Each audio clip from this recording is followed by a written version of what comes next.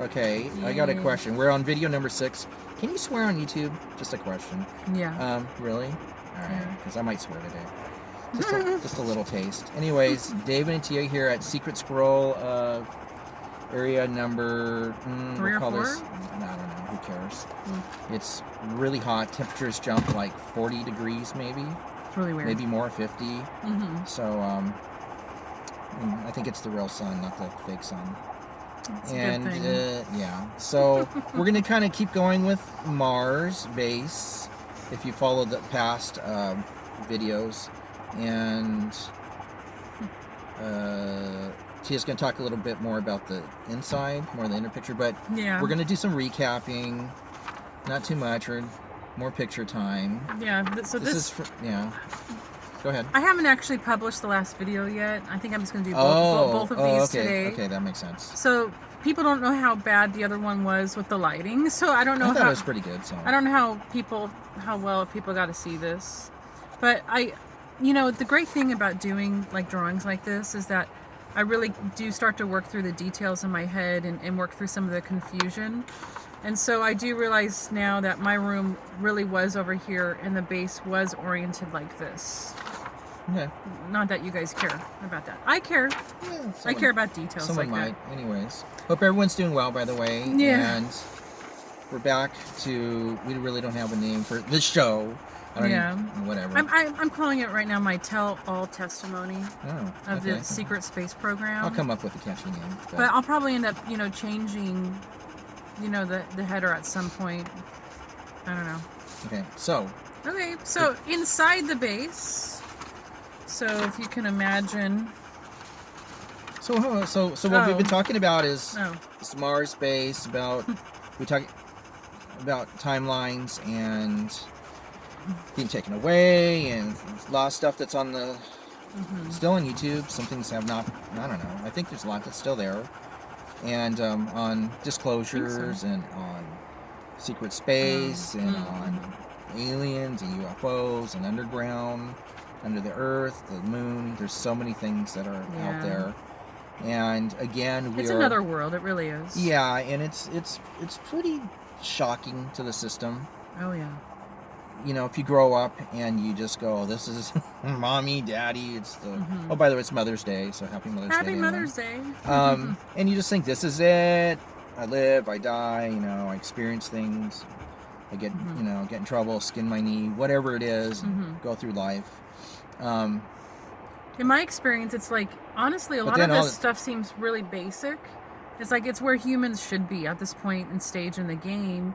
I think what's really more shocking is just the lies. Well, I was going to say, if there's something to be actually angry about, it's that you don't know any of, like, it isn't normal. What if you grew up and it was just normal to go, yeah, there's this type of alien and that, and we've been doing this, and we're millions of years old, and all kinds of, whatever it is. Right. But instead, it's just freaking one piled lie on top of another. But it's an amazing time because so much is being released in our DNA and our RNA and our that it can't be helped. That's my thing is we're moving through different dimensions and activation, and it can't be helped, and so many people are where their memories are being woken up, and they're about their bodies and cloning, all this stuff. It's like holy crap, it's amazing. Yeah. And it may be one of the first times in the universe of a multi-universal awakening. Maybe not just for us. We think just people, humans, Earth, but who knows what's happening to other dimensional beings, or they, if you believe. And so it's kind of crazy. But anyways, we're here because of Teah, really, and myself. But it's not about me right now at all. And well, if you ever feel like sharing, go ahead. This is more just need to get to a certain place with Teah's, who's really been the one who has these memories and the awakening, and I do want to say that it's been really hard. We may have fun and laugh a little bit here, and I think it's a way to relieve ourselves. That sounds kind of funny. Relief. It is. I'm gonna go relieve myself. It's an emotional, mental release. It's cathartic. It's really weird how much it like builds up inside of you. Yeah. It's very painful. Oh my God, it's been, I won't swear, but it begins with an F. It's been really hard. And but anyways, so what? Yeah. Okay. So that we're gonna move on. Yeah. Oh, so we've been going through Mars from probably day one. Yeah. Yeah. It's been kind of a hot topic. Yeah. Yeah. And I'm gonna continue with the base, the American base. And all right. So this guy, and honestly, it's the scale really isn't right. This thing is a whole lot bigger in relation to a person, you know, than how I depicted it here, right? But anyway, I have like kind of two drawings. This is a more broad overview. So this is the shuttle bay here. Good girl, sweetheart. And then this is, I think, where I say porch, right there where my finger is. And then this is the interior upper wall. You know, obviously it's a wall, where the corporate offices are, and this is actually where you enter. But there's this little corridor area, and then actually on the first floor of that are access to go to the colony, the slave colony underneath the base. There's also one over here. I remember when I would walk out to the shuttle bay, I would take my lunch a lot of times, and because a lot of times there would be kids in these hallways, and I would take my lunch and just throw it at them because they needed the food a lot more than I did. Oh, yeah. You're like throwing it at them. Like. No, they would lurk. Kids would lurk in here, hoping that. Well, I don't know. I think I saw a kid once just playing around, and I threw food at him, and then they started hanging out. You know, hoping that. And so I just started. It's like seagulls. I just started giving them my lunch. But anyways, so this is the overview, and this is, you know, the path to my room all the way around the crater. And so that's actually what's going on here. Is there's actually a crater here, but you know, this is horrible lighting. It's all right. And then I made kind of like a diorama, because I was trying to think, like, you know, how can I like show this on a screen, you know what I mean? And I don't know if it's really that exciting or helpful, you know, but here, let's go like this. No, let's go like this. I don't know. You guys will have to tell me. But so above, I'm gonna show it this way. Above the main major's office, so this is weird because it's backwards, you know. So this is where I would come into the base here from my room, and there were stairs, you know, that would go down. But here's the main major's office, second major. I don't even know, guys. I'm not military, okay. And so that's the thing about all this stuff, is that's really weird for me, is remembering all that aspect of it. And the thing to this is that, you know, I don't actually listen a lot to other people doing disclosure. I've gotten in that habit just because I get triggered a lot, so I have to control it. And I do that by basically not engaging. But, you know, there's some person was talking about like first generation, second generation super soldier and all this stuff. I don't ever really remember hearing that in the program, but I think it would be safe to say that we were generation 0. So I know there's 3 different types that somebody. Yeah. Who, again, we're not gonna.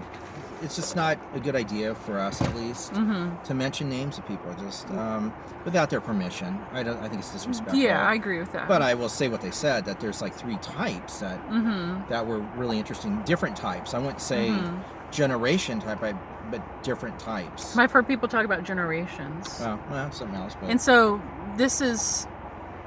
Or it could be the same thing. I mean, I don't know. If there were generations, which I think that's probably a pretty good way to look at it, I do think that I was probably generation 0, because a good majority of the soldiers that I worked with here and the weird thing about it is, they came from the military. Well, they were in the military. And see, actually, I was thinking about this. I think actually, this is where the timeline stuff gets crazy.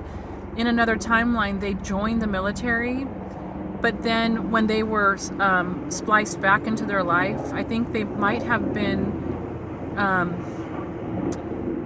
guided, if you want to call it that, or manipulated to not be in the military in this timeline. So I think that's where some of this stuff gets real fun. But I do believe that a lot of this generation of the soldiers that I worked with, they don't have any relationship to the military. That's just a side note, fun side note. But anyways, there were offices up here. Control station was up here. There were barber shops here. My barber was this one. He was the only one that would do the female hair. And then this was a doorway actually to the corporate offices. So on top of all of this was the corporate offices on top. And then over here is the fruit place I was telling about, where it was kind of a receiving post office station for things that were ordered in from Earth. And it was mostly like fruit. Like you could go get a fresh piece of fruit every day, and that was a delicacy. Everybody would have their piece of fruit. And then this is actually another, you know, I think I probably pointed to the wrong thing. This is actually where the slave quarters, another entryway. And then on the bottom side here, flipping, this is the entryway here from the shuttle bay. There's actually a couple palm trees in the middle, and there was like a funky little cafe area where there was a food printer. And then, what is this? What does that say? Oh, it was a debriefing room. So all the guys would get their assignments there in the morning. Bar. What does that say? This is weird. There wasn't a door from this area into the printer room, but that's actually a printer room, and it would connect with the bar. And this was a corridor, and this door right here is actually the area to the females' quarters. So, and then men's quarters were up here. This is the infirmary. Men's quarters were up here. Female quarters actually were upstairs, but the access was on the bottom floor. Infirmary. Oh, brothel. Yeah, that's fun. We'll get into the brothel sometime. So Teah, hold on. Yeah. So part of this is anyway, I'm supposed to be asking, doing some interview. You know what? I don't know how to flip this, but you guys are going to get this backwards. That's all right. That's fun. So I got a question. What was the ratio of female to male? I remember it being about 6. Hold on, let me finish the question. To 8% overall. females. And then how many soldiers were female to male? Or so I'm saying population-wise, what was like if you had to look at the whole population? I remember, I think on average anywhere from like 1,200 to 2,500 soldiers there. I do believe it could fit up to. Well, I'm talking about everybody. Slave, the whole population that you. Well, there was not a lot of slaves that served on the base, right? So there. Oh, you're talking about the base. I'm talking about everywhere. On Mars? Yeah. I don't know, the population. Okay. Yeah. Okay, then how about on millions of people, like I said before. Okay, that's fair. Okay. I don't know how many millions, and I don't know if there's billions. And that's the thing is we're talking about time, so obviously population grew, in a. So how many? Years. Okay, how about the soldier wise? You said 6 to 8%. Yeah, our base. So 6 at. There's times I remember, I believe it was only about 1,200, and it would kind of ebb and flow up to 2,500. But I do believe that sometimes 5,000, 4,000 or 5,000, and it could handle up to 10, but I don't think we ever had that there. And the thing was about this, right, is that this is all underground, and so here, let me. So there might have been 100 to 200 female. Yeah, there tended to be about 200 females at any given point. And were any in command? Not a lot. No. Well, the thing was I mean, even like a small command, like going out on a mission or something. I don't have details like that. I mean, I'm sure, but Okay. there were a lot of lesbians, by the way. So like 6 to 8% was female, and then I remember very high lesbian population, which made things worse. And so, I mean, you can't imagine how lonely it was up there on Mars. And what do you mean by worse? Before people get up. Well, the guys were really, I see, really lonely. Like, I see, so lonely. And okay, that's all I wanted to know. And here's the thing: I'm a female, right? I'm a high commodity on Mars. All the women were, and I was lonely. I was so lonely. Like I never ever had a want for a boyfriend, but I was still so lonely. And it's just, anyways. Oh, I just want to mention, because I'm here to kind of fill in the gaps on some things. Yeah, no, one of them is that I do listen to a lot of people. Teah knows that. Yeah. And a lot of different shows and channels and stuff. And so, not a lot, but some of them kind of main ones, and maybe someday I can mention who they are, but it doesn't really matter. Well, maybe it does. But one of the things, and I don't know if they're just not stating the detail, but one of the big differences, that's just a fact, is Teah's details are way beyond what I hear. I'm not saying these people don't have the details, but I don't know, because they're not doing it. But what Teah tells me, detailed, and I'm talking about bad stuff, normal stuff, really bad stuff, technical stuff, like this drawing and everything. Usually it's more like a picture of an alien from somebody, or like one of the chairs from the programming and all that, but not, and just a couple ideas. One guy was talking about a bunch of jars on the wall with human DNA, whatever, but that was about it. So but Teah goes like, so that's one of the things. It's like, I mean, she's told me stuff, it can go really far. Well, one I really guess deep, and I just want to bring that up. I mean, one thing even this is like a lot. It's like I mean, you're talking about this. I mean, I've never seen anything like that. Yeah. Where someone drew it out and said this. Oh yeah. So I thought that was.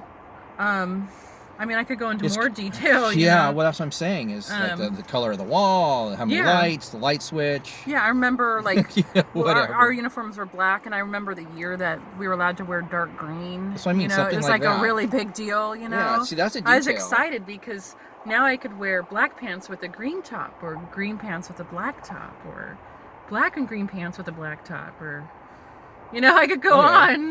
So I just wanted, that was my interruption. But I am the official interviewer.